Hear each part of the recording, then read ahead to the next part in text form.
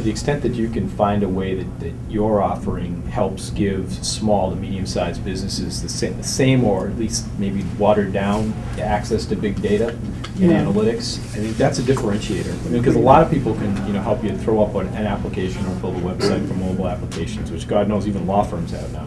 But being able to mine data, being able to help people make better decisions for their business, that goes directly to ROI. Now there is big issues with that, and it's the Wild West of what's the government going to do with all that data when people haul off and start selling privacy access and all that good stuff, a la Facebook and the rest. That's just one thing, and I know you were mentioning that exit is kind of where you're heading, right? So do you want to be Instagram or the other guys? Is kind of the question. Obviously, I know the answer to that question. but in that particular space, I think it's instructive. Like a lot of what you're doing now should be done with a focus point on what's going to make me more likely to be a good candidate for that. And the answer on a lot of that stuff is who the hell knows? I mean, the second person that came along built a better application, but they bought Instagram because Facebook bought it. That was the answer. What created your success as a company? It was by being a market leader, being an early adopter, and being innovative on that platform. Now, if that platform is evened out, for you to be of value to someone to purchase you, you need to look at what is that next innovative thing that's going to distinguish you and be there faster than somebody else. You mentioned loyalty programs. That is an underserved market. Right now, the credit card processors, Mercury, for instance, are handling loyalty programs for retail customers, or the customer develops their own. A little research I did a year ago in market research on loyalty programs, CVS, which has a very efficient front in the store, the programming for that was spaghetti. It was done by an individual in Cambridge for the entire CVS marketplace. I hope nobody's here from CVS.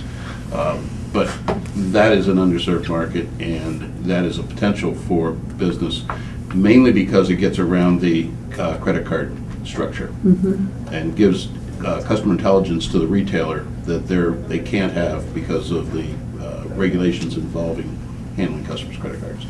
I can tell you, we spend $1,800 a month on SEO, which we find is the most important doorway to us.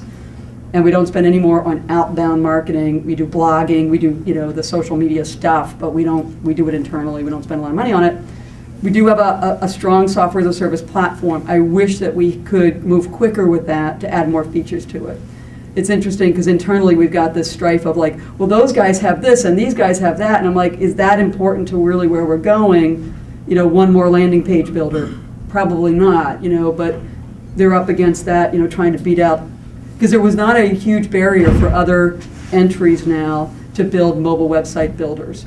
So 2008, 2009, we were, one of the only games in town. Now we're not, and some of those are shinier and prettier than us. But luckily, we've kind of, we've been out here for a while. But, we really, we don't have enough capital to do a lot of outbound marketing. You can create what's called a web app, which means if you bookmark it on an iPhone or an Android, an icon will show up on your desktop just like it's an app, and that may be good enough.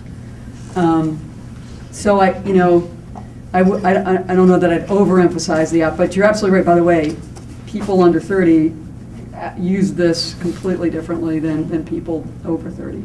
Into the future, we have got to, I don't want to call it a pivot, but it's really an evolution into, we've got an opportunity. The information about that website is kind of far more interesting than that website.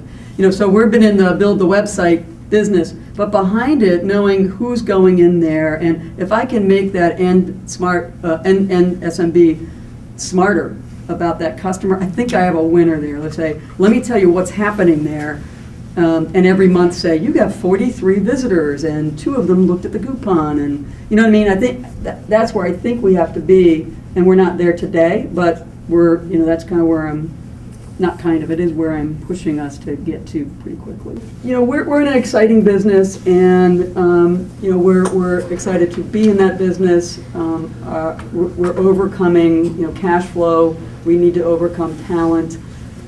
We think we have a strong understanding of what we need to do next. Interestingly enough, I have a board meeting tomorrow, not a standard board meeting, but an alignment meeting around strategy for a half day tomorrow. So this has been very helpful. And so I'm, very thankful for all of your comments and your time. It's very valuable to me. So thank you.